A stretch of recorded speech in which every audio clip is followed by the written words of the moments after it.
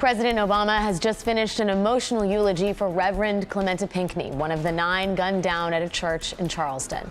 We'll discuss the president's comments on race, guns, and faith. But first, it was another historic day at the Supreme Court. Marriage equality is now the law of the land. It's Friday, June 26th, and this is Now. All Americans are treated as equal.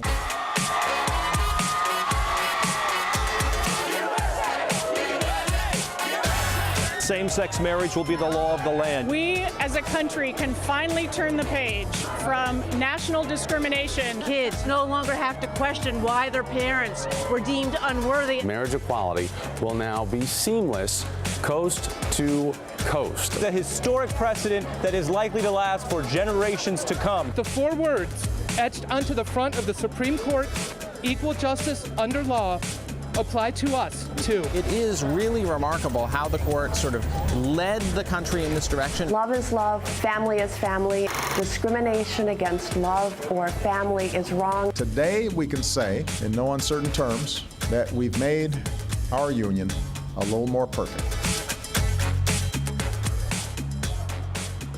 It is an historic day for civil rights in America. Today, the Supreme Court delivered a long-sought victory for the gay rights movement, ruling a constitutional right to same-sex marriage nationwide. In a 5-4 opinion, Justice Anthony Kennedy wrote for the majority, "No union is more profound than marriage, for it embodies the highest ideals of love, fidelity, devotion, sacrifice, and family. The petitioners ask for equal dignity in the eyes of the law. The Constitution grants them that right." Hours later, President Obama hailed the decision.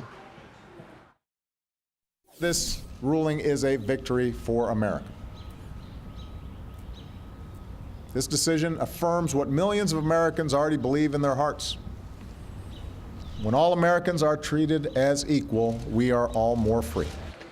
Each of the 4 conservative justices wrote his own dissent. Chief Justice John Roberts. The majority's decision is an act of will, not legal judgment. The right it announces has no basis in the Constitution or this court's precedent. Justice Scalia called the decision a threat to American democracy and a constitutional revision by an unelected committee of 9.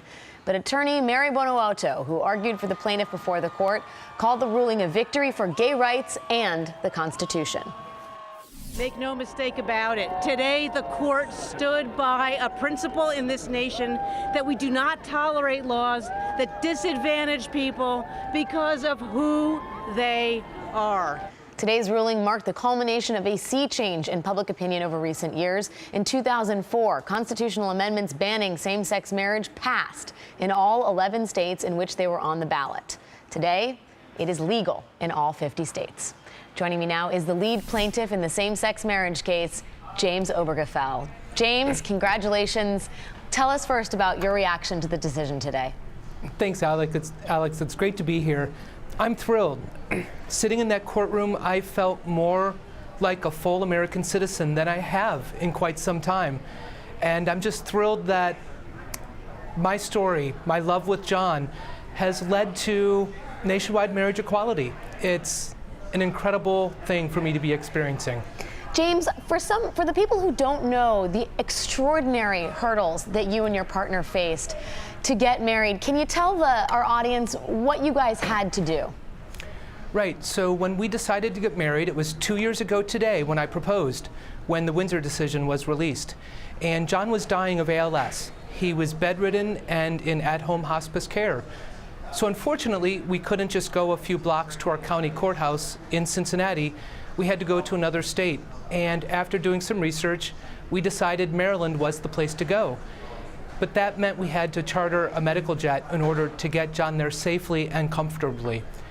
And luckily, our family and friends wanted so much to help make that happen. They wanted us to marry, and they wanted to be part of it. They gave us gifts of money in order to pay for that entire medical jet. We know that John passed away almost 2 years ago, James, and one of the things that Justice Kennedy said in his writing for the majority was that marriage endures even after death, and I feel like that is no truer anywhere than in the relationship perhaps that you have.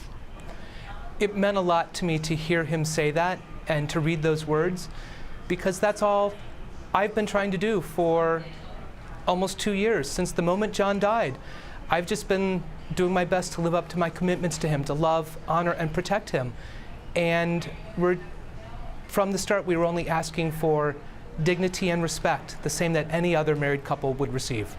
James, the day is yours. Thank you so much for your time.